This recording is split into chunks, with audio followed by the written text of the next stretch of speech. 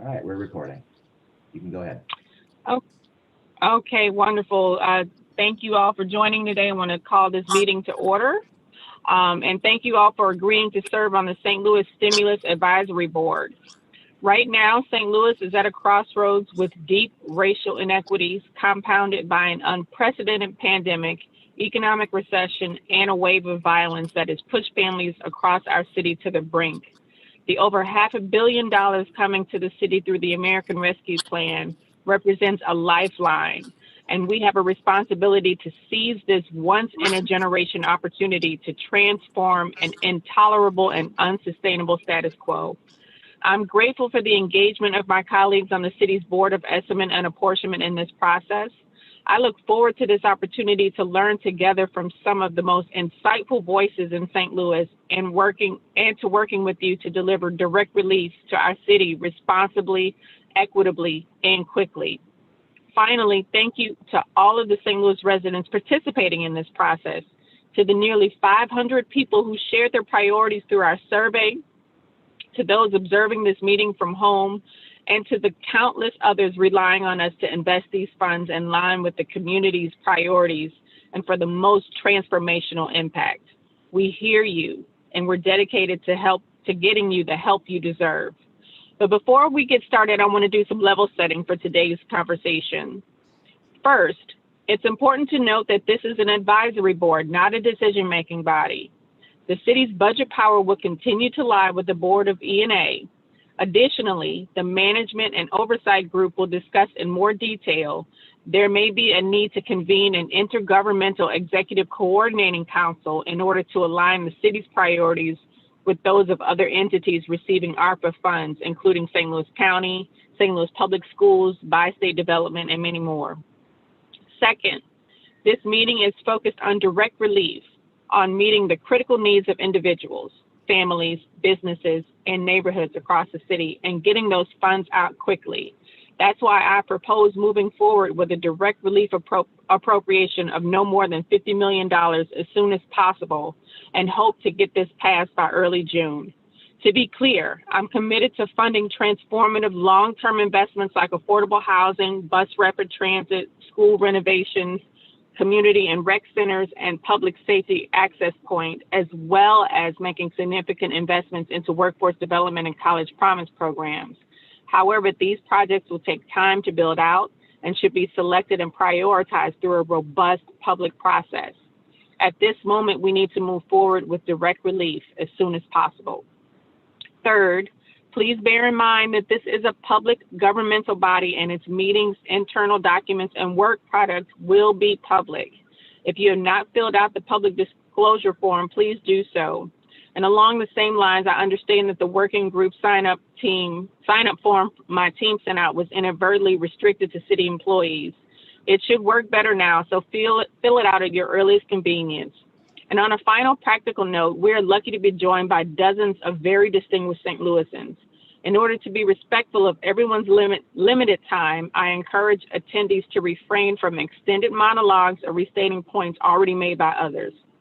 And finally, before opening up the floor for introductions, I want to remind everyone of this body's mandate: to conduct research, build processes, and provide recommendations that will ensure that the American Rescue Plan funds are invested equitably in line with the community's priorities and for maximum transformational impact. We have a lot of work ahead of us, and I'm so grateful for your support through this process.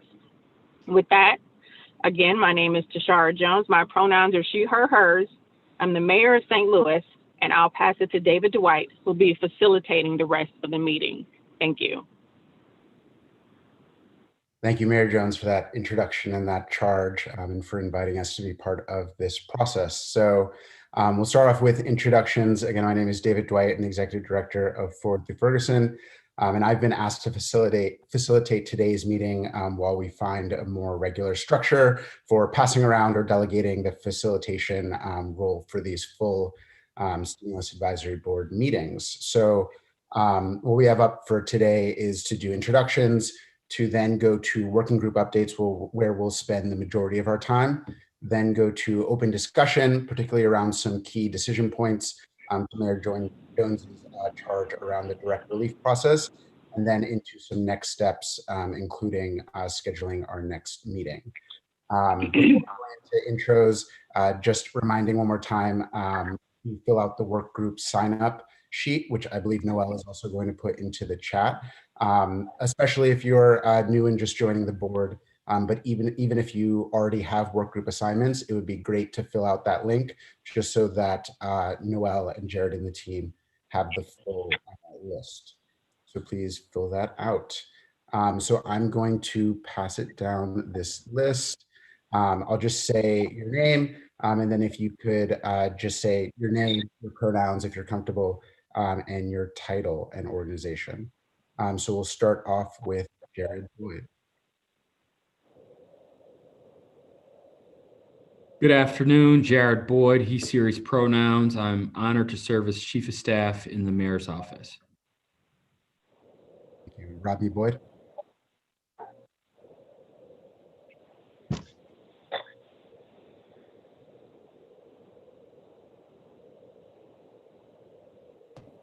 think Rodney was muted. I apologize. Rodney Boyd, partner and owner of the Nexus Group. Very glad to be a part of the advisory board. Thank you. Patrick Brown. Patrick Brown, he, him, his, and Community Development, Government Affairs, Amherst, Missouri. Thank you. Ed Bryant. Good afternoon, Ed Bryant, he, him, his, United Way of Greater St. Louis. Lisa Cagle. She couldn't make it today. Brandon Comer. Nancy Cross. Nancy Cross, she, her, hers, and I'm on the transition team. Dara Eskridge. Good afternoon, Dara Eskridge, Executive Director in Best STL. Noelle. Noel Pfeffer, he, him, his, Mayor Jones, Director of Policy and Development. Vanessa Foster Cooksey. Good afternoon, Vanessa Cooksey, President and CEO, Regional Arts Commission, St. Louis. Christina Garmendia. Christina Garmendia, she, her, hers, Principal Consultant at Urban RX. Comptroller Green. Darlene Green, Comptroller, she, her, hers. Alderwoman Green. Good afternoon, Dr. Megan Aaliyah Green, 15th Ward, Alderwoman. Erica Henderson. Good afternoon, Erica Henderson, Independent Consultant and Strategist. Latanya Kenner.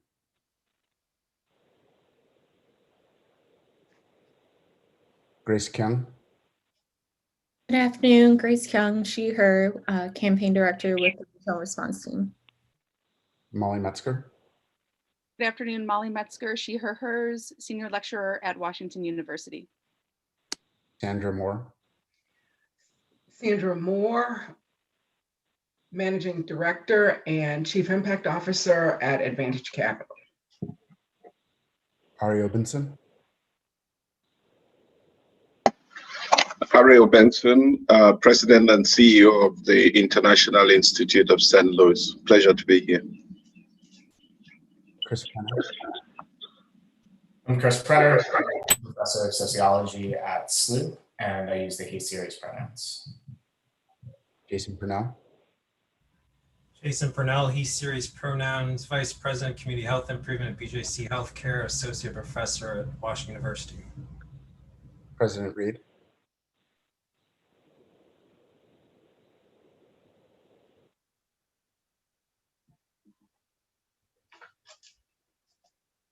Wally Seward. Good afternoon, Wally Seward, he, him series pronouns, Director of Civic Engagement at Focus St. Louis. Glad to be here. Tom Shepard.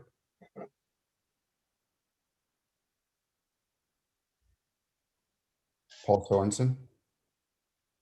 Everyone, Paul Sorensen, he series pronouns, and I run the St. Louis Regional Data Alliance at UMSL. Blake Strode. Hello, good afternoon, everyone. My name is Blake Strode. My pronouns are he, him, his, and I'm the Executive Director of Arch City Defenders. Mike Tallboy. Mike Talboy, E-Series, and I'm the Director of Government Affairs for Burns and McDonnell. Richard Von Glahn. Good afternoon, Richard Von Glahn, he, him, his. I am the Policy Director for Missouri Jobs with Justice.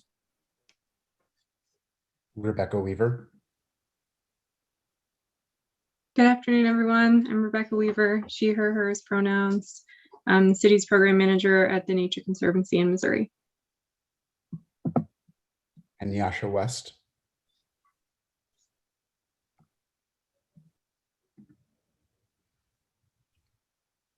So thanks everybody for doing introductions, and apologies if I mess up anybody's name. I know better now. So next, third up in our agenda is to go to work group updates.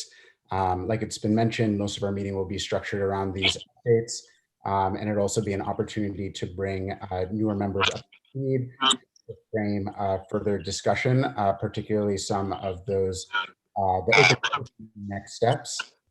So these work groups are formed around those key objectives under the overall charge of the Stimulus Advisory Board, particularly management and oversight, direct relief, process and planning, and data and evaluation. And we'll go into for the updates. Additionally, I'd like to invite, as you're giving your updates, to also towards either way or towards the end, raise up any points of intersection or coordination with other work groups. And I'll also try and make a list of those just so we have them and that can help with our next steps across the next few weeks. So with that, I'll pass it to Rodney Boyd for management and oversight. One more thing, I was asked to read the charge. So management oversight works to review Treasury guidance, research best practices associated with responsible fiscal stewardship, to map American Rescue Plan funding streams, and to design an executive structure designed to promote equity, transparency, accountability to the community, and compliance with the relevant law. With that, I'll pass it to you, Rodney. Thank you very much. And I really appreciate the clarity that you gave about this being an advisory board designed to come up with recommendations to provide to the elected officials and the people that have to actually execute whatever they deem appropriate. I want to follow up on a couple of things that are important for this time. We know about the $500+ million direct allocation to the city of St. Louis. We also understand that those funds will be deployed almost at about the same time as we expect the Treasury to give us guidelines. I've been on a number of calls for the last couple of weeks with national organizations that are monitoring the Treasury every day, U.S. Conference of Mayors. We did a call with them yesterday, another call on Monday. Also been in conversations with the National League of Cities and their recovery teams, and also some other conversations with various groups like African-American mayors and whatnot. So we are all waiting for the clarity that we will need for the specific guidance that Treasury will give us. We have been told May 10th, May 11th, about the same time the funds are deployed. From that perspective, we have very little time. So the work that we're doing now is incredibly important. The mayor mentioned something that I think makes a lot of sense. The $50 million direct relief approach is something that a number of cities have already begun to set up. It is designed to deal with some of the acute need that we know people have been struggling with, rental assistance and other things. So I think that makes a lot of sense. I think that's something that will give us the ability to move funds as expeditiously as the political process will allow us to. And I think that's important. I think ENA, giving ENA some tools and some ideas and some best practices from around the country will probably give them the kind of ability to get funds out the door in proximity to the need. So the timeline is going to move very, very quickly. Other than that, I'm happy to put it back to you now, unless you want me to go on and talk a little further. That's helpful. Thank you. I missed one person in the introduction, so I want to make sure I give Amy Waymeyer a chance to introduce herself. Amy Waymeyer, she, her, hers, and president of Paraquad. Thanks, David. Sorry about that, friend. So next up, we have direct relief with Sandy Moore. Oh, wait, David, if it's all right, could we actually open it up to discussion on management and oversight? Because I think Rodney just made some pretty big and important points in terms of timeline and strategy in terms of moving forward on direct relief first and kind of holding longer term investments until a few months down the line. And until we can do a more robust public process. And I actually wanted to get this body's advice on this point. Exactly. Absolutely. Any reactions, thoughts, advice? I had a question. What is the type of guidance we're expecting from the Treasury? So Treasury they're writing now, I'm trying to get a copy of a draft, I was not allowed to. They're writing guidelines for how various elements of funds must be deployed by cities and for what purposes. And those guidelines will be held accountable for adhering to them. So I don't know if you saw what happened with the CARES Act, where Treasury guidelines kind of petered out a little bit and there was a mass confusion. In fact, the confusion has never really been cleared up from those past Treasury guidelines. One very positive thing, I do want to put this in now, this is not the prior Treasury. And I say that not because it's a different administration, but this Treasury is very open to dialogue. One of the reasons why I'm trying to stay engaged with Conference of Mayors and these other groups is because they're talking to Treasury. Staff at Treasury is talking to staff at U.S. Conference of Mayors, National League of Cities. And so we have some ability to actually, as we get guidelines, to go back and ask questions in real time. And there also is a process that did not exist from what I saw with the CARES Treasury guidelines to maybe even modify guidelines to meet needs that may have been missed. As you know, when you're trying to write guidelines for cities as diverse as from St. Louis City to Los Angeles, there's going to be very differences in how those guidelines impact us. So just keep in mind when we talk about Treasury guidelines, those are the guideposts we have to follow for deploying these funds in our respective communities. But we actually have a very active dialogue with Treasury. We can do it directly through our own city staff. We can do it through collective speak with organizations that the mayor's already gotten very actively and conversationally engaged with. So that's what we mean when we say Treasury guidelines. And by the way, the guidelines are going to be very strategically important for the part I think that Noel wants to get at, is to having sort of a two-track process. One process for immediate disaster relief. That's where he's talking about $50 million that we can get out the door to keep people from being homeless in the next 30 days, to keep people from not having food in the next 30 days. And there are some things that we should talk about, Noel, tell me the right time, that this group, we need to do to help individuals access relief. There are a couple of very important steps that will make people ineligible for some of the relief that we're talking about. For example, real simple, if you want to take advantage of the earned income tax credit, you have to file your taxes on the 17th. That's that's a week and a half from now. But a lot of people won't know that or won't think of it. If you're a business and you want to access some of the relief that's available for businesses, you have to have filed your taxes on the 17th. So we probably, all of us need to communicate with individuals in the marketplace. Yeah, these programs are there and they're available, but there are some rules you have to follow, and filing your taxes is one. And I'll stop with this. We learned this during the CARES Act. So many people never received their stimulus check because they were unbanked. We should be very clear. We need to do everything within our power to help people who want to access the $1,400 and the other funds that are going to be made available directly to them, to do all that they can to have access to a bank account. Because it's very difficult when when the federal government doesn't have an accurate address to you and they send a check somewhere that you may never get.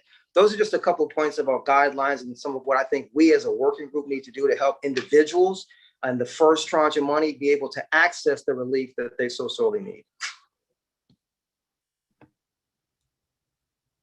Molly, I see your hand up.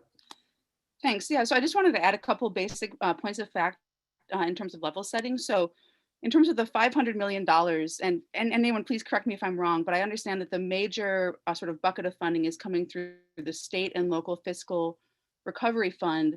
We don't have the guidelines, but we do know that we have through 2024 to spend those funds, right? So in terms of having a short-term direct relief strategy and a longer-term strategy, I thought that was an important point, that we do have 3 years. And then we have other specific funds such as the Emergency Rental Assistance Program that's forthcoming, the Homeowner Assistance Fund.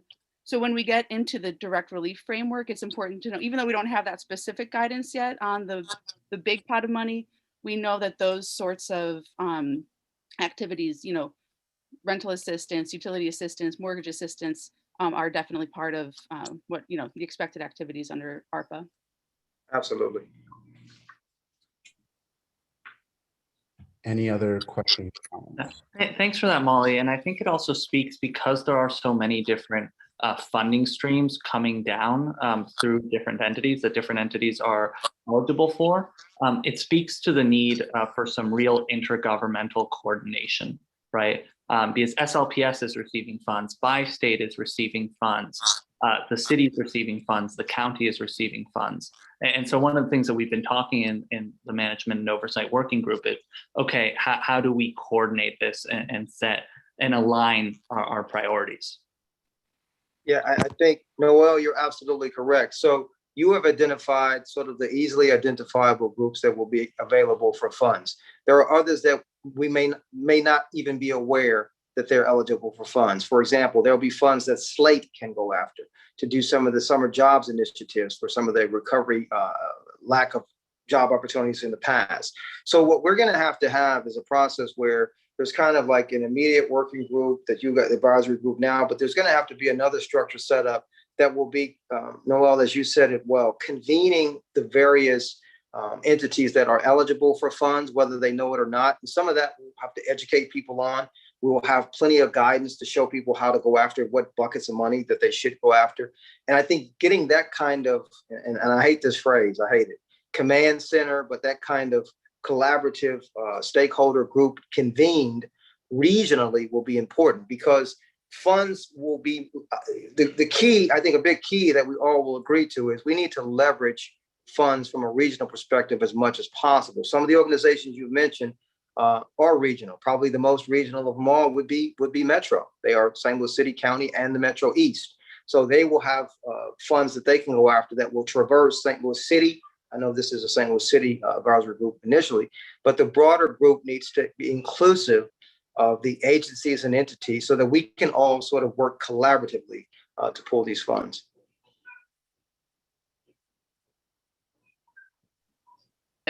Thanks, Rodney. One last piece that I think might be worth talking about in this management and oversight piece of the conversation is just timeline and the velocity with which the funds arrive and how quickly we can get them out. And I'll just share what I see as a reasonable timeline. I'm really curious for folks' input is if we're going to receive the funds on May 10th or 11th, and we're going to receive the guidelines simultaneously, we'll need time to process those guidelines and process community input before putting forward an appropriations framework. And so what kind of makes sense to me is that this group recommends such a framework and meets again 2 weeks from now on the 15th to recommend such a framework to ENA.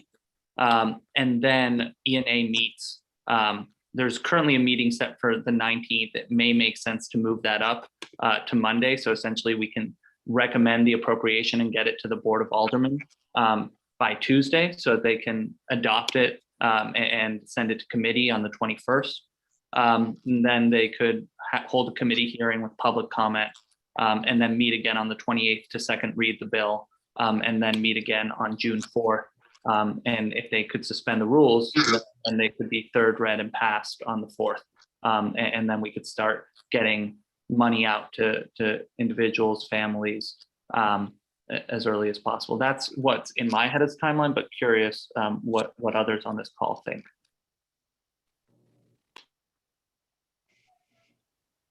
Especially those of you all that are like you, Comptroller Green, that understand the ENA process as it intersects with the Board of Aldermen. And it'd be really helpful because we're trying to figure out the best way to advise you guys as we learn with the other guidance we're going to get from the feds. We're trying to make it as easy as possible for you guys to do your traditional work with this untraditional tranche of resources.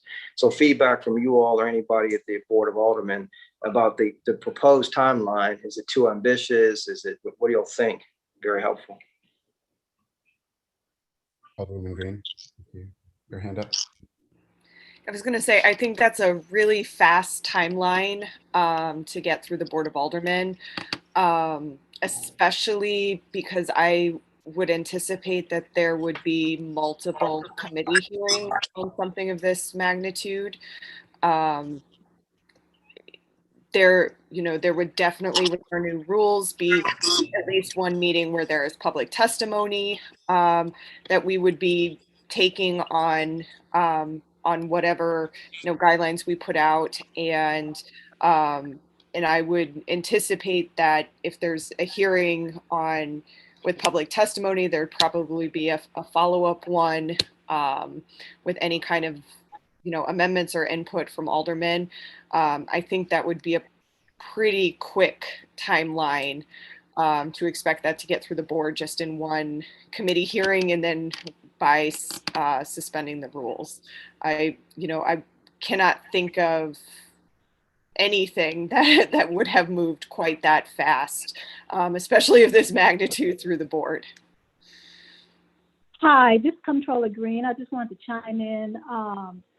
Megan does have a point in terms of how the board works, but I wanted to say that I think if we can make a couple of goals, maybe levels of goals, some overall overarching goals as to how quickly we want to have the money move. I heard Noel say June. He mentioned earlier mid-June, but if we can have an overarching goal of having it hit the streets, have the money hit the streets into the hands of those who need the money, and just use that month as a goal, then I think that the board can wrap its head around how many meetings and how to schedule wisely so that they can meet that overall goal of that particular month. I think that, we're sophisticated enough in city government, in both the Board of Estimate Apportionment as well as the Board of Aldermen, to make things happen on behalf of our constituents that we serve. So that being said, the rules that we definitely need for sure, those that come from Washington as to how this shall be spent, and then we should be ready to have those specific committees ready to meet for special meetings so that we can not disappoint those who are going to be needing these funds. So I think it's a great goal to set to have the dollars hit within a month, the first dollars, and then to keep planning, as you say, every 2 weeks, so that we can have these overarching goals and then more specific goals as we continue to draw the outlines as to how to get the monies out. If I could, and I'm willing to work with everyone. Thank you. Jared, were you about to? I'm sure. Yes. Bring one other thing I would really line on as probably one of the senior in terms of service in city government. How do you think? What are your thoughts about, because there's so many other aspects of funds that are beyond this core amount of money, about this idea that Noel mentioned of having kind of a collaborative stakeholders working group to look at, all the other funding streams that are readily available if we have the best approach to go after them. What do you think about that, and kind of looking at that from a regional perspective, as well? Again, I think you have a couple of levels of goals, one being an overarching, and what I mean by that, we want to leverage the money. That's a huge, at the top, when you talk about what level is that goal. We want to leverage the money that's received by the different agencies within our region. For example, for transportation, we definitely want to see where the goals for bi-state or metro lie and how we can fit in there. But at the same time, we have to stay on track with all kind of other spending goals that we have, so that we can be successful in making sure that we meet that 2024 deadline where the money would be spent or obligated by that time. And so those definitions of, an expenditure or obligations of the money, those are going to be very important for us as we continue to plan. So there's going to be some really quick planning, as Noel has pointed out, the identification of a $50 million direct relief that's pretty clear. That's what's happening across the country. And then so what we do is then we set our sights on how best to set the meetings up in each of our boards. So within a 24-hour period, the Board of E&A can have schedule a meeting, take maybe a couple of days of preparation. And I know that the Board of Aldermen certainly can set several special meetings, as we witnessed last May and June of 2020. So we're equipped with the mechanism of getting the proper meetings done. We just have to get the planning and know what our goals are and know that we can get this done. So yes, we can get this done.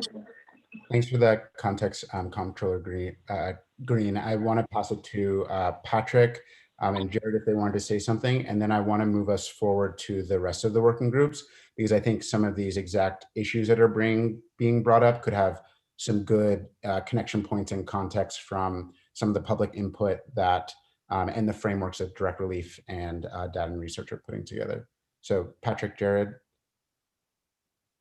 did you still want to? Yeah, I didn't know if Patrick was first, but I'll just go ahead and go. The deadline that Noel kind of set forth sounds aggressive, but it's absolutely informed by community need, but it's also informed by the fact that there are critical services that are being funded by the CARES Act right now.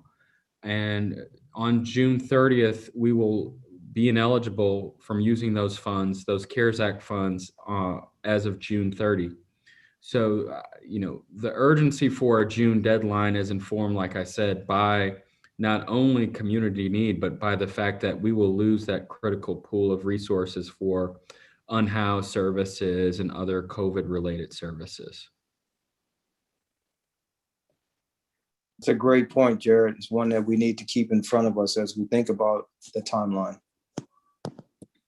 So my recommendation or question really was going to be along the lines of that, given the time frame and the aggressive need here. The Board of Aldermen has a lot of flexibility in the way that it structures meetings. And so if there's a concern about moving pieces of legislation through the board committee process, maybe we should consider the possibility of combining our work and that work simultaneously. This is already a public meeting. The Board of Aldermen we could do a joint meeting and have public comment or testimony there. So just something to consider, that these processes don't need to necessarily happen on separate lines. We could combine in some way and perhaps speed up as a result. Great point. And I know that the Data and Research Group also has some ideas about getting some public input and prioritization even in these next 2 weeks. So I'm going to take us to the Direct Relief Work Group just to read the charge. So the Direct Relief Work Group works on conducting outreach to marginalized communities and institutional stakeholders in order to assess the immediate needs of city residents, identify opportunities for impactful interventions, and to recommend an actionable direct relief framework. And I'm going to pass it to Sandy Moore to give that update. I think you're on mute, Sandy. Well, it wouldn't be a meeting if I weren't on mute, would it? Good afternoon, everyone. I hope y'all can hear me now. Yes? Okay, in the interest of time, I'm going to lay out just our own framing, framework, guiding principles, directives, guideposts, whatever you want to call them, that directed our work inside of the work group. I'm happy to join a wonderful work group. There's Grace Young, Richard Van Galen, Molly Metzger, Michael Talboy, and Ed Bryan. And I'm sure I mispronounced somebody's name because I call everybody by their first name, but they're all here. They will jump in as I walk us through. So guideposts for us is one, urgent need. Why direct relief? Because there's a relief, because there's urgent need. Two, recognizing there's going to be a separate process for long-term capital investments.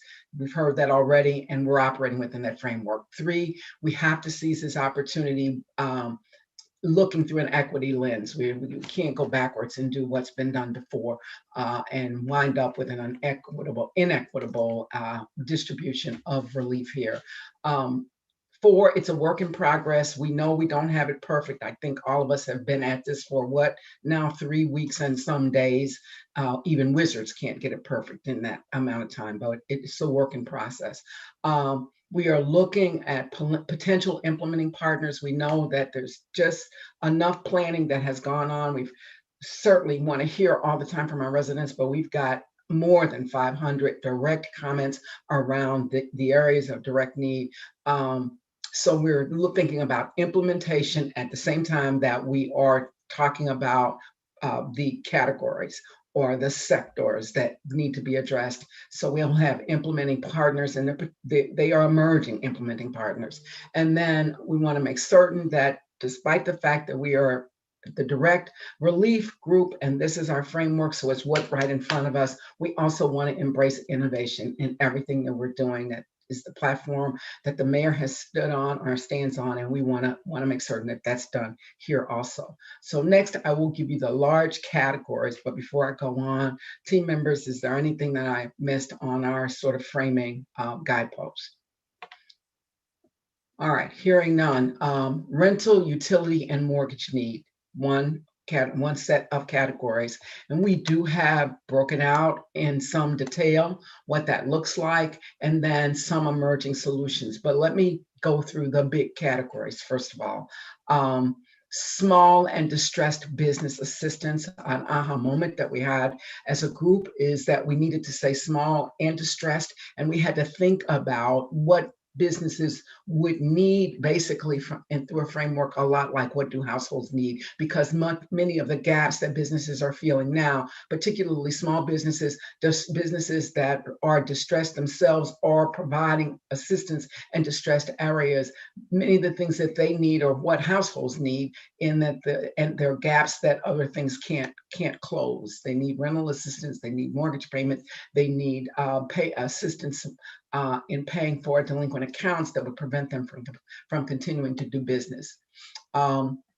In this category, supports for unhoused neighbors. So housing assistance, that's built on an assumption that there is some housing. We are also in direct need, looking at those who are unhoused and what support that they will need. And then, of course, the digital divide, what we will do about it. We've seen, all of us, the direct impact on everything from our public school students across the city, and the harm that has been caused, the breach that is there because of the digital divide, and that runs straight through every other kind of service and opportunity. That divide is there. Just a quick one on that one. You know that the city of St. Louis has an equity score and a disparity ratio, has had for some time. The equity score for the digital divide is 37 out of 100. And I'm not a math wizard, but you know that is not good. With a disparity ratio of almost 2.5, which simply means that Black households in the city are more than twice as likely as white households to lack access to high-speed internet. So, and a very important thing to work on there. But the work group, again, standing on the platform of Mayor Jones, realizes that in this indicator, we are not only concerned about equity, we are always concerned about equity, but we're also concerned about increasing broadband opportunity for all people in the city, starting with the most challenged groups. And then the one area that we will address in direct need that we see on the innovation spectrum, and that is direct cash assistance. That's an innovation. Various kinds of pilot programs have run and are running around the nation to showing good results in the reduction and even the elimination of poverty. And so in the direct relief bundle of things that we will be recommending a framework for, we will have that innovation direct cash assistance, but it will be a pilot program. It is not something that we would be ready to recommend rolling out citywide. So I'll go back, summarize quickly, and then get out of the way if you have questions or if my teammates have any. Rental, utility, and mortgage assistance, obviously top priority. Small and distressed business assistance, again, top priority. Supports for unhoused neighbors so that we don't lose sight of those who don't have any housing for us to give supports to. The digital divide, so we take some direct action to level up opportunity for students, for health access, for work opportunities, for transportation access. And then we stay thinking about the future and innovation with a recommendation for direct cash assistance. Oh, I'm sorry, I missed a very important one, free public transportation. That also is in our direct relief bundle. I will stop there and take any questions or have any support from my teammates. Sandra, thank you for running us through such a broad body of content so clearly and concisely. One question it can be answered later. I'm very concerned about some of the folks that we're trying to help not having the financial ability to receive our funds, especially with the pilot project. I don't know if it's a part of the first direct relief, but I just would ask the group to think about how we live in a world now where you can have a bank account and the bank doesn't have to be brick and mortar. You don't have to go to a bank anymore to have a bank account to receive funds. And so once again, seeing so many people never receive their stimulus check from the first CARES Act because they didn't have the right mechanism to receive it. Is there a way we can all think about how to help a number of our unbanked folk get access to a bank account, whether it's an online account where funds can be directed by the federal government or us or as a part of a pilot? So just one thing I hope we can think about, because there's also conversation, Sandy, about a family relief act that's being developed now by the Biden administration that once again will want to send resources to needy families. But I'm concerned about people having the right mechanism to receive funds in a very timely and safe manner. I'll stop with that. It is definitely noted, Rodney. We are looking at implementation partners. So you've offered us a potential implementing partner, and that is that group of financial institutions and operations that would be willing to tap into our population at the level and in the way that they need. So we put it on the list of a potential implementing partner framework that we need to pay attention to. Thank you, Mom. This is Vanessa Cooksey. Quick question for this group. What are your thoughts around the definition of unhoused? Clearly those that don't have a permanent address, but more who have transient living situations and not a permanent address, maybe staying with friends or family. Was there consideration for that in the unhoused definition? I'm going to bounce that to either Grace or Molly. That's their substantive area of expertise on the work group. Molly, Grace, if you take it, please. Sure, I'd be happy to. I want to say that the two buckets, so the rental, utility, and mortgage needs bucket of direct relief, as well as the support for unhoused neighbors, those are definitely overlapping buckets. And part of what we're thinking about to the previous point around the importance of outreach and reaching people who have fallen through the cracks on other programs, as we're talking about implementation and how we're going to administer these programs, we're thinking a lot about outreach, so that we're reaching people where they're at. And I think that's probably as much detail as I can get into, but we want to make sure that, and I think the short answer is that we're defining it broadly. So we're definitely thinking about people who are unstably housed, as well as people who are, sleeping in the streets and everything in between. And we want to make sure that we're really proactive about reaching people where they're at. Grace, if you're on, is there anything else you'd add? No, I think Molly covered it well. We're looking at all aspects of someone that might be housing unstable as another way to look at it as well. So We definitely want to make sure that, again, just reiterating what Molly shared, meeting people where they're at, what lifestyle they're living, what support services they need around it. So when we're talking about the unhoused population in particular here, we're looking at the data, the information, things we've learned particularly in the last year during COVID of what type of supports people need. So we are thinking about different emerging solutions that we will be proposing more to the public. And Sandy, I think, has done a great job just sharing. And I just want to reiterate that the 7 buckets that Sandy shared today, they are starting frameworks of just urgent needs that we've identified through looking at data and information, our own experiences and knowledge from the last year of COVID-19. And so I just want to reassure this committee and the public that it's not going to be limited at that 7, and we're working with the other committees to really think about, again, that public input, how to bring in more thoughts and ideas to what we're looking at. Thanks. Something I'll tack on as well in terms of a strategy that we've learned and that I think cuts across both rental assistance and also vaccination is that door knocking works and reaching people where they are.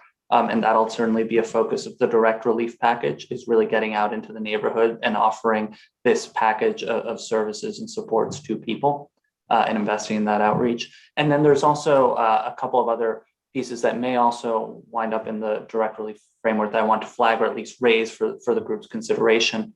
One incredible need is for summer youth programming, where it's actually a public safety issue, where the more we can do to support young people in this city and give them alternatives, the safer we will be. Another one is just some certain admin costs are probably going to wind up in this direct relief appropriation, just in order to have responsible fiscal stewardship and provide all necessary compliance. And then there will also be probably some PPE components, vaccination, mobile vaccination clinics, and other health-related expenses as well. I'd add one final piece, and then unless there's something that we've missed, we can get out of the way, David, and yield some time to the next work group. And that's this. Grace pointed out that this is not everything. We know that it is not everything, and we will be learning as we go, and there will be overlap with one of our sister work groups that is going to do another survey and continue to keep their finger on the pulse of what is happening to citizens and feeding that back to us. So this will be an iterative process, which is another reason for the great direction of the mayor and her leadership team that we do this money in tranches instead of doing everything at once and not being able to hear from folks to see whether what we've done is working. And this way we are able to keep reiterating and getting better as we go. Thanks for the opportunity. I'm happy to be able to serve, and thanks for the opportunity for sharing. One quick question for Ed Bryan, who I know is in your group. Ed, we spoke offline about your organization's ability to set up some of the pop-up tax filing centers that need to be people need help with that. There's also an extension of the unemployment benefits through September 6th that people may not know about, that people need to know about. And so, Ed, is there a way to have some synergies around, Noel talked about door knocking, but if we're going to be able to really help people qualify for the earned income tax credit by having their taxes filed on time, and you're going to have your organization all across the city and the region setting up these makeshift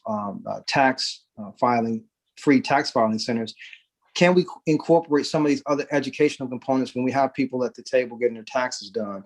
Also about unemployment benefits and some of the housing relief things that we're going to have in the immediate package. Just wondering if we can build that platform synergistically. Yeah, we'll have to explore that, because we are already currently doing our with our volunteer income tax assistance program with our coalitions. That work is currently going on right now, and so I'll have to touch bases with those partners and with our EITC coalition partners to see what else we might be able to actually help them with and add on as they are doing their work currently. But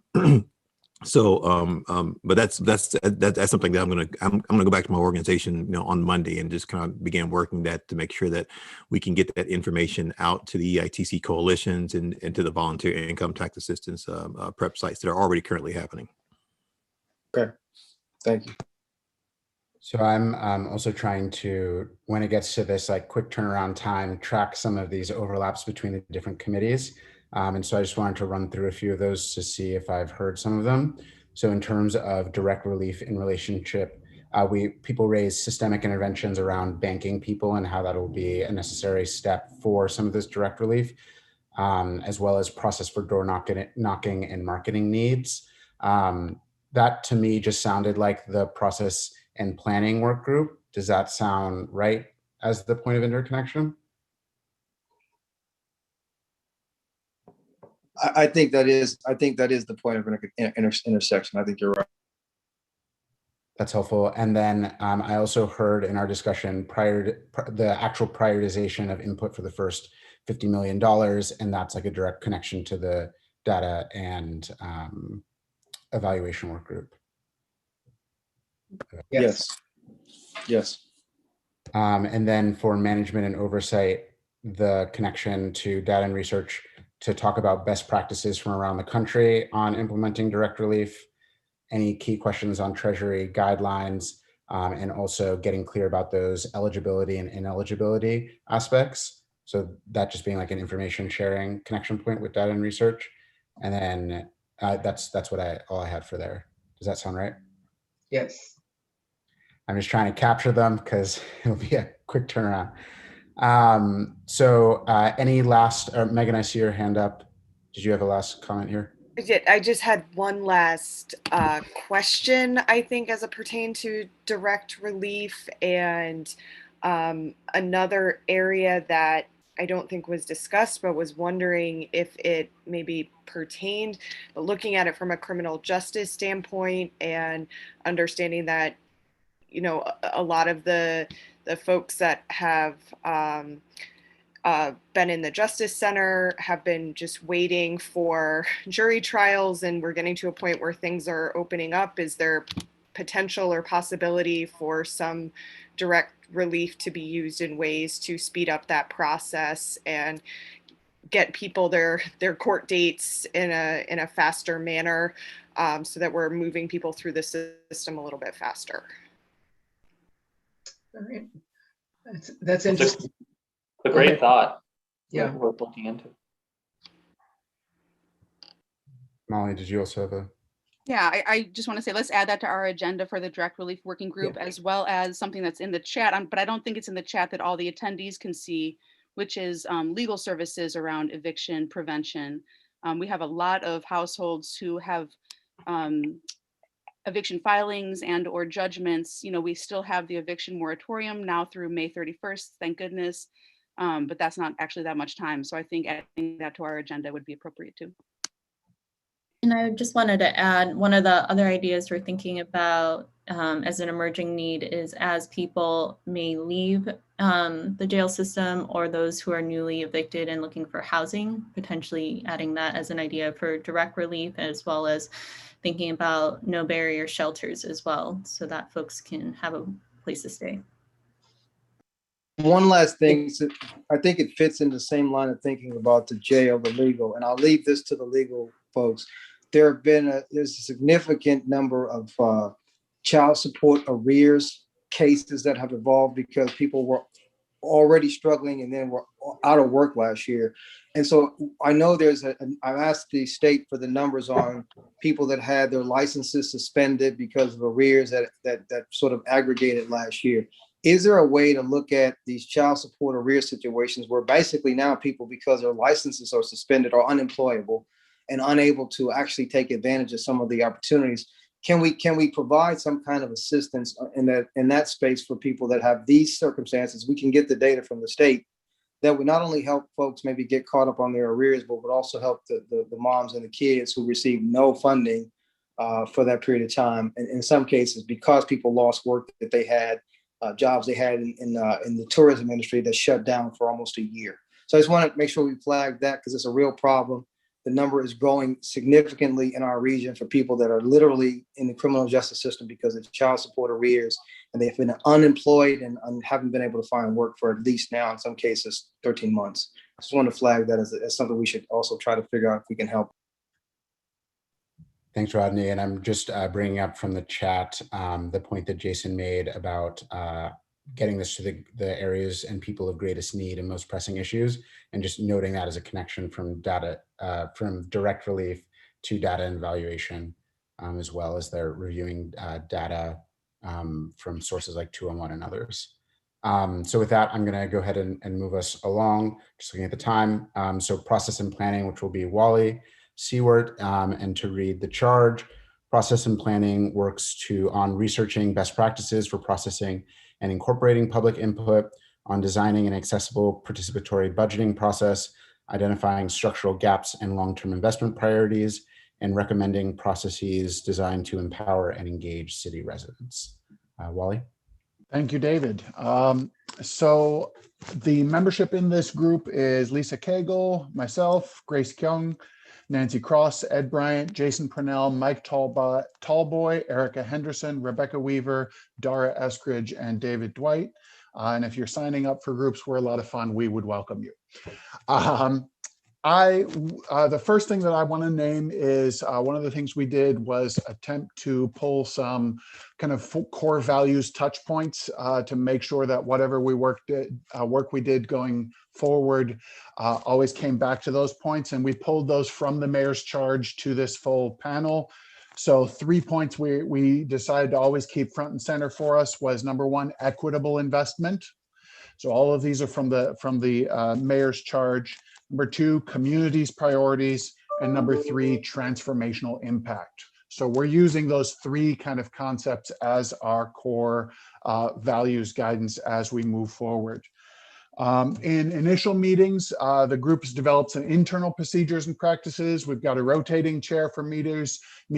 We've assigned liaison members to other working groups, and I think that's going to be a really important part of this process as we move forward. There's a lot of overlap. There's going to have to be some real powerful collaboration between these working groups. We've established some shared digital storage and meeting resources, and identified some initial action priorities based on the mayor's mandate and the schedule of budget processes in coordination with Noel. So looking forward, those immediate priorities that we're looking at are, in the next few weeks, we want to help support the direct relief in terms of community feedback. So quickly assembling some data input on immediate community needs for direct relief to inform that initial appropriation in May/June. Toward that end, collecting data on calls and requests for aid from community response agencies to be forwarded to the data and evaluation group. And it sounds like they're already touching some of these, so glad to see we're already working together, but not limited to, but including United Ways 211, but also the Solidarity Economies Mutual Aid Network has data in terms of the needs that they're hearing about from community. So I think those are some really, some initial data sets that are already extant that we can pull in order to inform especially that direct relief effort up front. And also we've been given to understand that the data and evaluation group will be developing a survey tool for those to add to that kind of direct relief information gathering effort. So we consider our end of that to be the outreach and distribution of those survey tools to make sure that both organizations and individuals get access to that and have the ability to give feedback, especially, of course, considering traditionally underrepresented communities, traditionally difficult to get to voices. That's kind of the immediate direct relief piece. That's what we see our part of that puzzle. Over the next few weeks, also looking per our charge to research and develop recommendations for best practices on the participatory budgeting process, which I understand is going to include an office in the administration specifically aimed at participatory budgeting and how we do that the best. So that's ongoing. We're starting to collect resources on that already. We welcome others who have any best practices research on that front. And then our kind of long-term view, and again, we kind of broke this out thinking about the multiple layers here, as we said earlier, you know, that first 50 million of direct relief, that next 200 million over the next year, we have another $250 million tranche coming next May. So through all of that, we want to research and design a robust and ongoing community outreach process by which community members can learn about and provide feedback on the efforts to disperse these funds effectively over the next few months and years. And I want to lift up some work that Grace did for us, which she has already kind of pulled together a Gantt chart timeline with some basic details in there that she shared a link to in the chat. If that's a way that we can all coordinate and make sure that we have the same kind of just the same timeline in our heads, as well as coordinating some tasks between the different groups, I think that would be incredibly useful. So I will stop there with my report and ask anyone else on this particular working group to please jump in with anything I missed. And I see some clarificatory comments in the chat already. Thank you.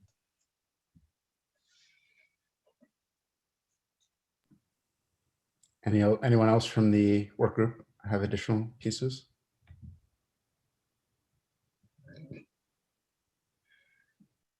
If not, any questions or comments?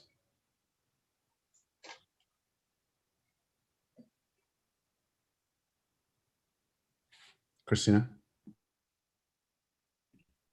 Yes, so thanks, Wally, for that overview.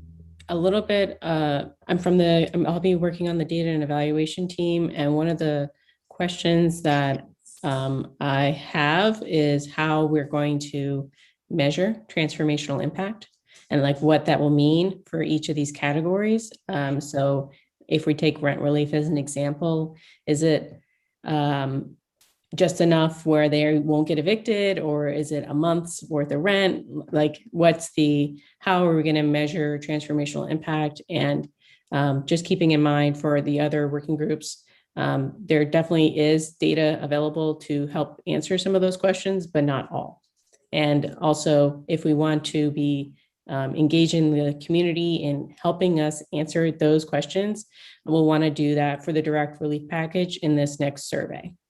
So, that's a question we can ask members of the community now on what's a meaningful transformational amount for you, and knowing that there's going to be people in different circumstances, and how can we build a solution that meets the most need where it's most needed. Thank you for the question, Christina. I think measuring transformational impact, a huge important piece of the puzzle. And I think even just conceiving of transformational impact, how we think of that, because you're exactly right. CARES Act money right now, if folks are coming out and they're having difficulty, right, their tenants working with their landlords have to forgive half of the debt or even more in order for the CARES Act money to cover a small amount toward what they owe over the last 6 months to a year. That seems more like a Band-Aid and barely keeping a nose above water than transformational impact. So I think keeping that concept in the center is important. Thank you. And I do think that's an important area of connection, like with the data and relief, as well as data and evaluation, as well as the direct relief. And as we're like evaluating the impact of it, like, yes, the direct relief, to Christina's point, I think there are actually some existing frameworks. Ford v. Ferguson has one, and there are a couple others through tools like the equity indicators and others to think about like what are programmatic outcomes that we could center as being important for that direct relief that can connect to more transformative outcomes that might be in the like longer life cycle of the funds in those future tranches that are not this first 50 million and et cetera. I just want to point out that if we're talking about long-term tracking of people's outcomes, that has to be something that gets designed at the outset. It can't be something that we do after the fact. So we know that we're on a time crunch, but if you want to track long-term outcomes, there's a whole design process and data collection process that needs to be planned in advance.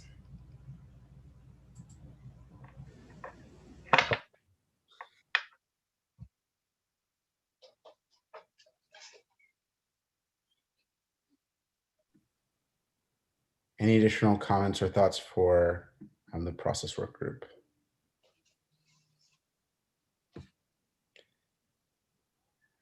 Hearing none. So the things that I heard for points of interconnection with the management group, definitely this Gantt chart process timeline that could, stretches across all of the work groups and could be a good organizing tool, and also connecting around some of those participatory budget processes, though that's not in this immediate kind of direct relief piece, so is a little bit farther in the future. With direct relief on informing it with some of the data, and then data and eval around any data support for some of those longer term needs too. And I'm hearing Jason really raise up that some of that evaluation framework needs to come together now for what kind of impact we want for the community. Awesome. And now for data and evaluation, I'm going to pass it to, I'm not sure actually, maybe Paul or Christina or Chris, but I'll quickly read the charge, which is compiling data and analysis relevant to assessing the urgent needs of the St. Louis region, conducting a thematic analysis of community input received thus far, identifying opportunities to expand data infrastructure in city government, and also recommending a system for the independent evaluation of stimulus-funded programs, including regular reports to city residents. I can start. We have a couple visuals, so we put them on slides. First up, folks have referenced that initial round of feedback that came through a Google form that was sent out. As of last night, when I looked at this, there were 485 respondents. The only demographic data we have is the zip code that was reported by each respondent. We have 483 of those respondents had a valid zip code. The vast majority were in the St. Louis metro area, and about 85% were in a zip code that overlaps with the city of St. Louis itself, since zip codes don't align to county boundaries. In terms of response rates, the highest response rates were in 63101 downtown St. Louis, and then 63110, which covers Forest Park Southeast, Shaw, that part of the city. And sort of lower response rates in South City and in North City as well. So rates, response rates that are several times higher in 63110 than in North City, especially north of St. Louis Ave. That's kind of the geography of where folks reported they were. Christina, I know, has some thoughts about what we can do with these data. Right, thanks, Chris. So like we said, this initial round of community input it was a pretty open-ended main question that people answered, which was just a reminder, tell #Team TJ your thoughts on how St. Louis should use the incoming federal funds. And so open form. And so that'll require qualitative analysis to really dig in and get learnings from that. But here are the questions that we can answer with that data. And again, we've mentioned, some other people have mentioned, we want to do additional opportunities for community input, and I think are necessary. And we'll talk about that a little bit later. But for this data set with nearly 500 responses, we can answer target populations. So what populations or groups do residents think we should target with stimulus funds? So who are, whether it's teachers or youth, that kind of thing. We can answer priority problems. What problems do residents identify as priorities? And of course, a lot of people shared solutions. And so I think we should be organizing and looking at the solutions that people propose in context with problems and target populations. So that's the plan of attack for analyzing all of this qualitative data that we received. I am in progress on answering question number 1 and coding the data. So we know, if someone named a target population, how commonly it was mentioned, and that information will be provided and reported out to this working group. So and if people have other questions that they have for the data, this would be a good time to ask us to look into it.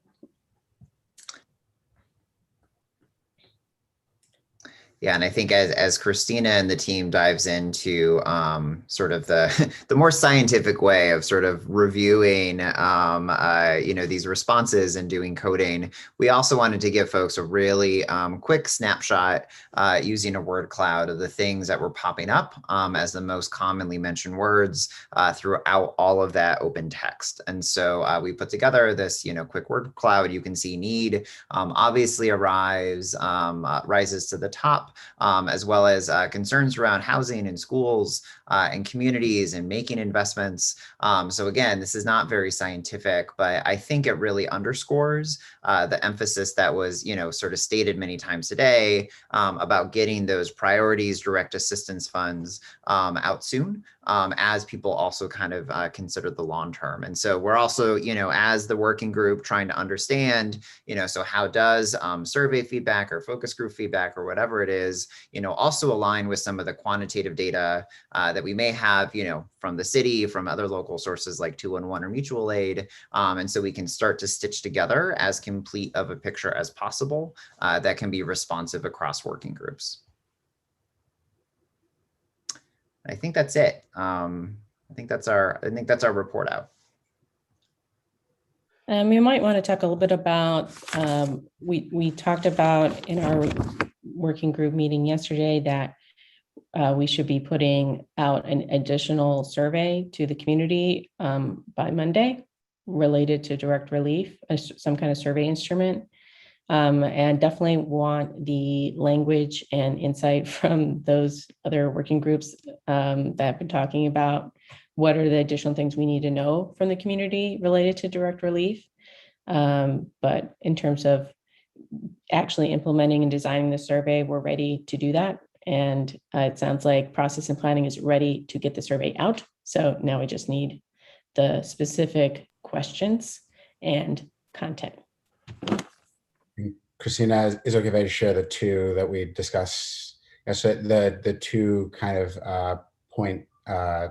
the two question survey that we have so far is that there would be out of those 7 categories that were mentioned by the direct relief group, people could name their top priorities. And then once having selected their top priorities, then be able to rank those. So kind of a 2 opportunity way to get some data. But any additional thoughts on what could be collected? I feel like it would be useful if there are folks out there who have had experience with CARES Act funding with previous versions of this, like we'd like to hear that. So if they prioritize housing, if they prioritize them, can we ask them then to dive deeper into their top 3 priorities and say, specifically in this area, what is it that you see the need with? Something like that.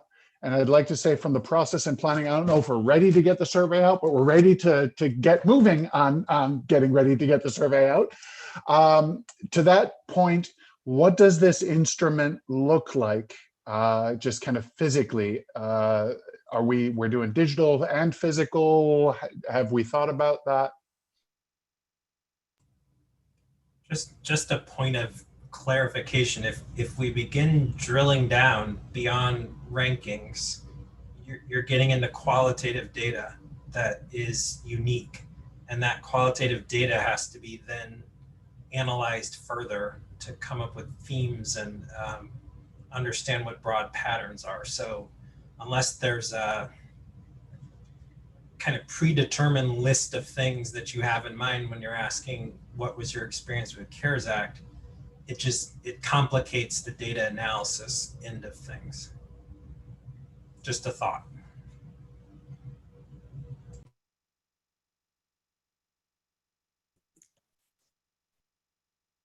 And to answer the other question in terms of what this will look like, I think what we had discussed is that just given the time constraint, given that we need to get survey results back next week in order to have a direct relief framework within a week and a half, that it'll probably really need to focus on digital, although there are things we can do in terms of language accessibility and maybe providing links to the flyer, perhaps in some physical locations, like grocery stores or buses are 2 that we had talked about. to get it to as many folks as possible. But I do think we're talking about a digital survey at this point.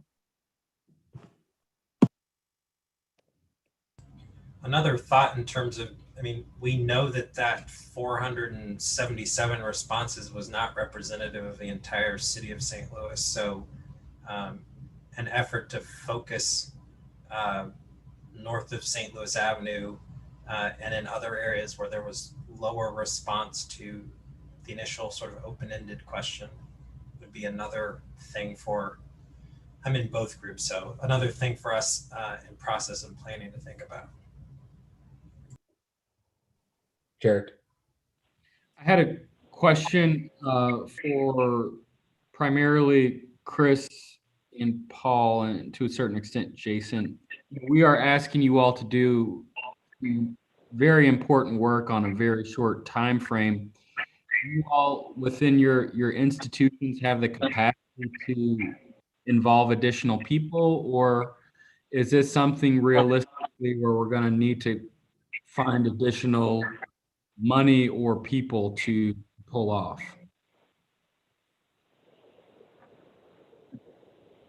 I think we can always, try to bring the capacity that is available to the table.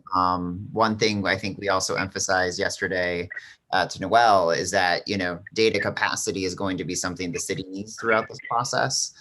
So may also want to consider how the city invests in data capacity on its own to sort of support. But, at different institutions that we're connected to, already are trying to sort of sound the alarm and say, hey, there may be some requests for additional data support. Are you available to help? So I don't know if that answered your question, but I think it's balanced.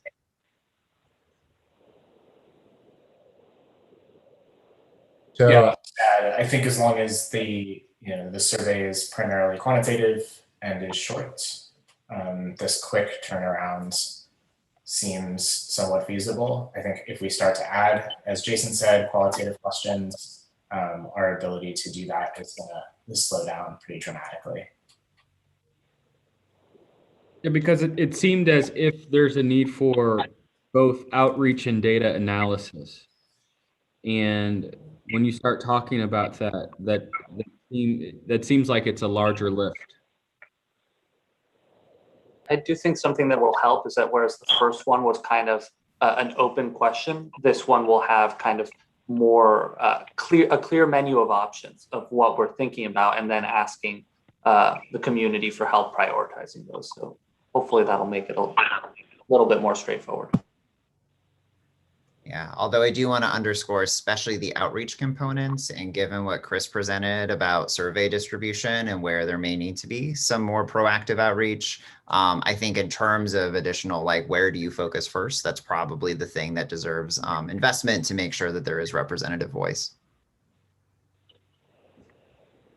And frankly, that outreach would probably have to be in person, given what we just talked about in terms of the digital divide. We're going to continue to see that gap if we're only relying on digital responses. Patrick and Megan, I see your hands up. Defer to the Alderwoman first. Just going to say, I'm supposed to have a conversation with Local Progress on Monday, which is another national organization that I am involved with, who is interested in providing support to us if we need it. And they might have financial and staff support to help in whatever way that we need. So if that's a conversation that we need to have, I think that there are some partners out there that are willing to help us build capacity in this way, recognizing some of these short timelines and wanting to make sure that we can pull this off successfully. So I'm gonna make a suggestion just time-wise. We started about 10 to 15 minutes late, so I've gotten the go-ahead that we can continue on for another 10 to 15. So let's run through the people that have their hands up, and then we can move to some of that like closing discussion and getting clear on some of those next steps. And there may even be an opportunity to vote. That good, Noel? Nancy, I think you had your hand up earlier, so I'm going to go to you first, and then Patrick and Christine. Thanks. I thought of this in two ways, is that we have a short period of time to get this data together, and then we have a longer period of time to figure out some of the things that Dr. Purnell is talking about and how we could move it. And secondly, as far as getting into the communities north of St. Louis Avenue, I think there are a lot of organizations that we work with that we could ask to help volunteer and get people to help us do the surveys if we need to do them in person. Lots of the organizations we've worked with in the Democratic Party also has like iPads we probably could borrow to use so that you would be taking the information in and getting it into a document right away rather than having paper, because I'm worried about putting it in supermarkets and different places and how you then are going to collect that data back. We have to be very succinct and have a clear path as to how we're going to collect the information so that people feel as if I spent time and gave the information and then what happened to it afterwards. So that's just my 2 cents. Patrick? Similar and quick aside to the importance of having the data infrastructure set up at the beginning if we're going to kind of track these outcomes. I think a similar urgency, and perhaps this is a Jared and Rodney Boyd sort of lane, but the compliance, auditing, and administration of these funds, generally speaking, I assume that's being considered, but this is a lot of money, but it doesn't come with staff, right? So all of these other more technical and very long-term and complicated management processes are things that I assume, again, people are thinking of, but just wanted to note that here. There's a lot of money, the auditing of it and the compliance and that sort of thing is really going to be on the forefront pretty quickly here. And the last thing I wanted to mention related to data and evaluation is just a review for the group that, we have existing reports that we can pull from that most of you already have access to. There's data that we can get from community input through surveys. Then there's data that we can analyze from already available sources like American Community Survey. And then lastly, I wanted to mention and note that there is a lot of data that's available through administrative data at the city itself, thinking, municipal court.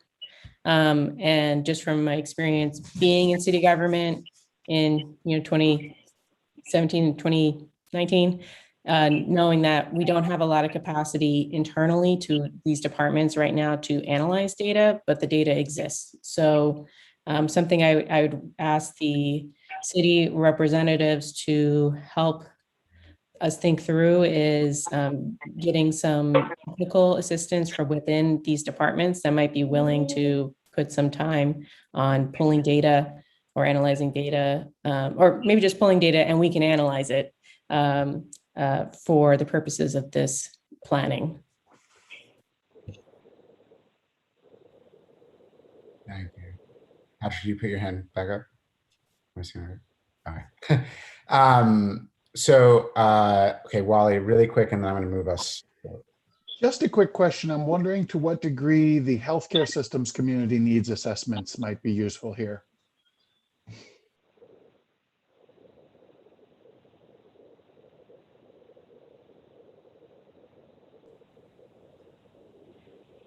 They're a couple of years old is the only caveat I would have. If we're talking about what are immediate needs, I don't know how helpful they'd be. Yeah, and Wally, I think it's a good, the existing needs assessments, especially ones that do, are within the last few years, may be helpful from a identifying data source standpoint. But to Jason's point, I think we're going to want slightly more updated information that really helps, target and track over time. And this is the comptroller. I was just wanting to add other sources could be food banks, veteran support, Salvation Army, places where people have actually went to receive need. There's probably quite a few databases set up for waiting lists for those who have not been able to receive. Community Women Against Hardship and other kinds of not-for-profits that have these huge waiting lists, the Urban League, and I believe I said the United Way. Thank you, Comptroller Green. So remaining on our agenda, we have this open discussion period that also is around some of the action items that have come up already, and then a next steps discussion, which is mostly around scheduling the next meeting of this committee.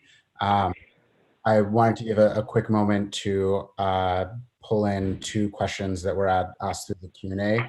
Thanks so much, Molly, who's been answering a couple of them, but it looks like there are two that remain unanswered. Will any of the funds be set aside to build and maintain arts and entertainment culture? Will those funds go to individual institutions that directly work with independent artists, musicians, and venues?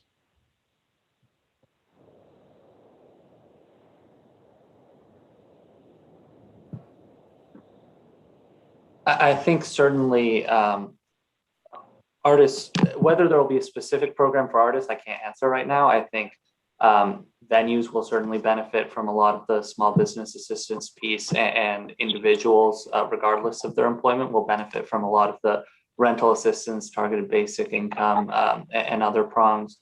And then finally, I do think we should absolutely consider a program dedicated to supporting artists who have obviously been hit particularly hard, but I can't promise that it'll be in the direct relief piece of the framework, but it'll be a more extended process to assess that full allocation over $500 million in funds. Thanks for that answer, Noel. And it sounds like in the participatory budgeting, like you're saying, for the rest of it and future engagement opportunities, those could become priorities. There's one more question.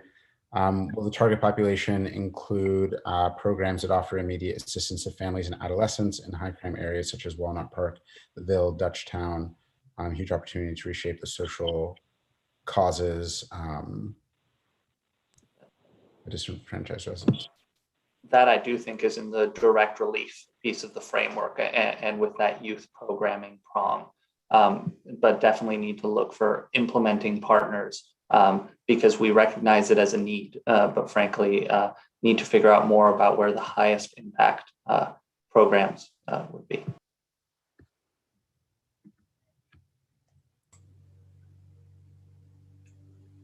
Just want to quickly elevate behavioral health and trauma-informed programming for young people as we're talking about programming. This goes beyond just recreation and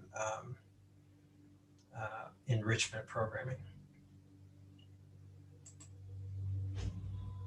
Thanks, Jason. So for this open discussion portion of it, the main action item, it feels like, and to what all of our groups have been talking about together, is this timeline around the direct relief portion, and also affirming this kind of direct relief framework, 50 million initially, followed by future opportunities for future tranches of funds.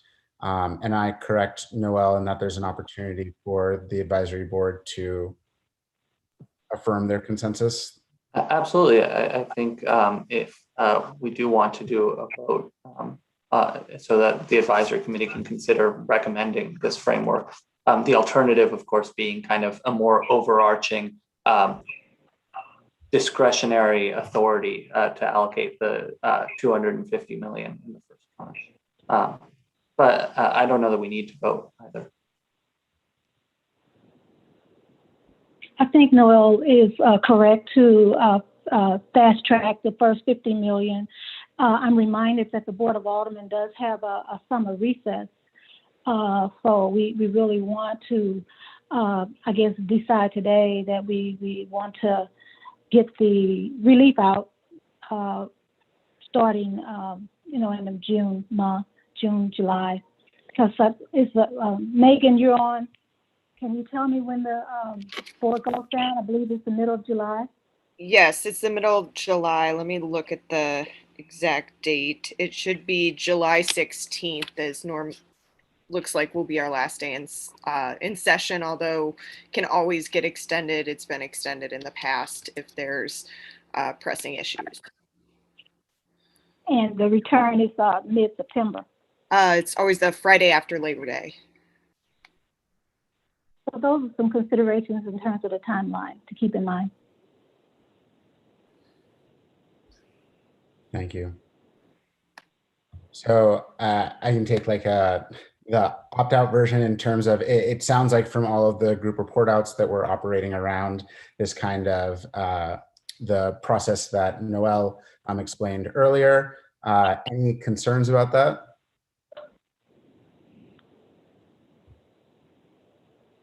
Hearing none, it sounds like there's consensus around moving forward with this more immediate direct relief approach. There's this open question around whether the ENA meeting, whether May 19th works. Is that something for us to discuss now, or is it enough that we raised it? I think it's enough that you raised it. We can work it out administratively. Sounds great, thank you. And so the one other piece is the appropriate next interval for this group to meet. So in our charge, it's biweekly, but it sounds like there's the opportunity for us to say what is right. Biweekly would be Saturday, May the 15th for the next opportunity to come together. So that could allow for time for each of the work groups to implement what needs to be implemented, to come together and present those products around the direct relief framework, as well as explanations and data for targeting of it. Or there could be an opportunity to meet, in a week from now, or twice, or any thoughts?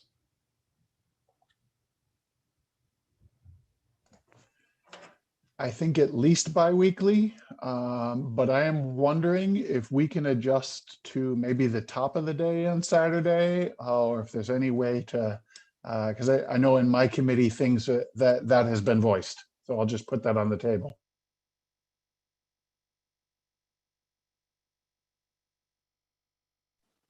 Morning's definitely preferred. Agreed. Same here. So 2 weeks, or does anybody feel a need to meet more urgently? Morning of Saturday, May the 15th, 10 a.m. earlier. I think we can work it out administratively after this. Okay, so got a decision point there. Any other open questions, comments, things that we should be talking about? I just want to flag that it sounds like there's a need for folks to meet with representatives from both the data and evaluation group, direct relief group, and process group to put out a survey as quickly as possible. And please reach out to me if you'd want to be part of that conversation, which I think we should probably try to schedule for Sunday or Monday.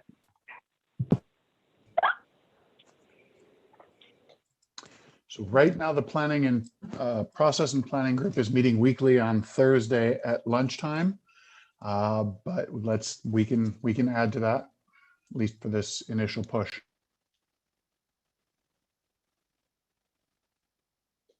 A quick question about committee next steps. So if we today signed up for, filled out the survey, signed up for work groups, will we just be added to ongoing email communications or something like that? Is that the plan going forward? I see your head, Noelle. Yes, Patrick.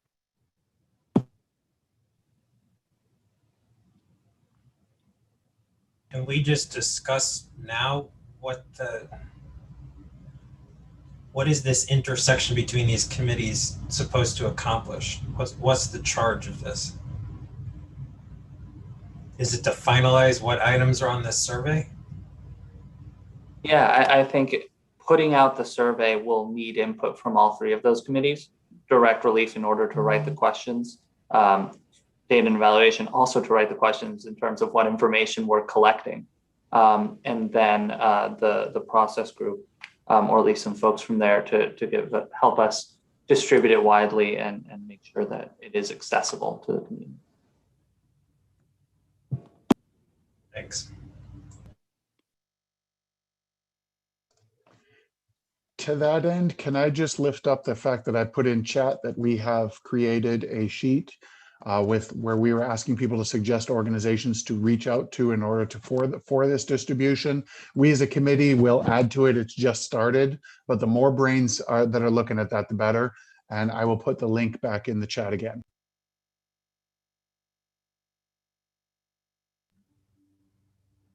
Any other items?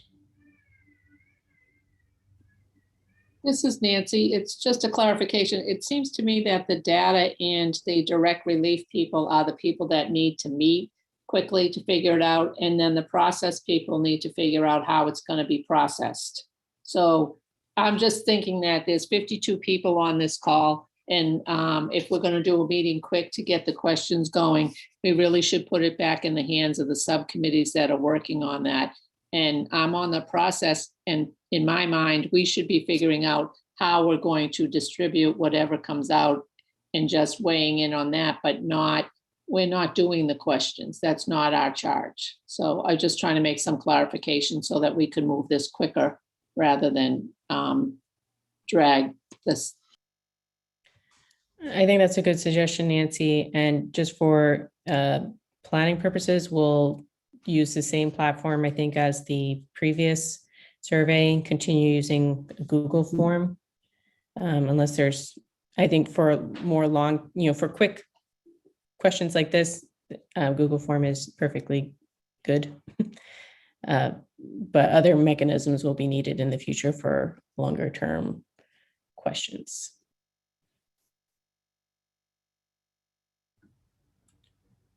I'll pass it to Noel or Jared to close us out. I think we've got some pretty clear next steps. We will work to have a direct relief framework back to this group before our next meeting. And then we'll really be looking in that next meeting to go through that direct relief framework, plug any holes that remain, and there will be gaps. And so just would love for the next meeting, bring your best, most actionable ideas. And in the meantime, please do connect us to any partners and programs that really could use the funding to help people right now in the short term. Because on the one hand, on the direct relief side, we've got some pretty clear ideas about the need and where we're going, in large part based off of that initial survey. But still need to prioritize that and still need to figure out kind of the programmatic implementing partners. So lots of work ahead of us. Don't hesitate to reach out if you have any thoughts or questions. Jared?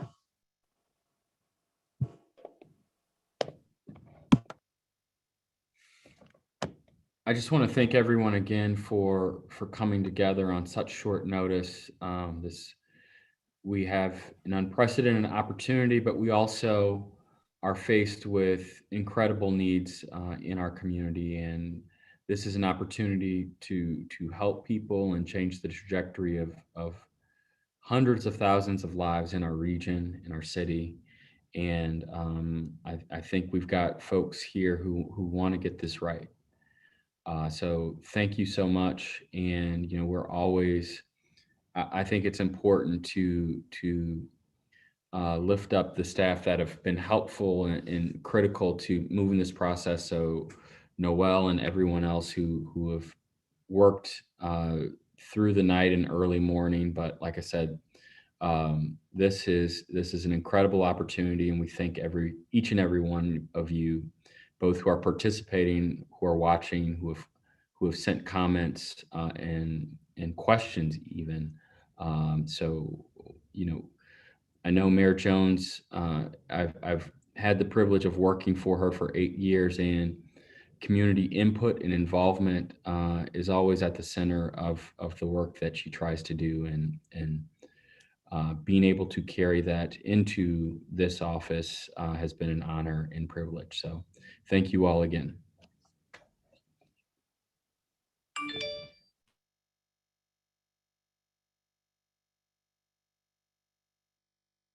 Bye, everybody.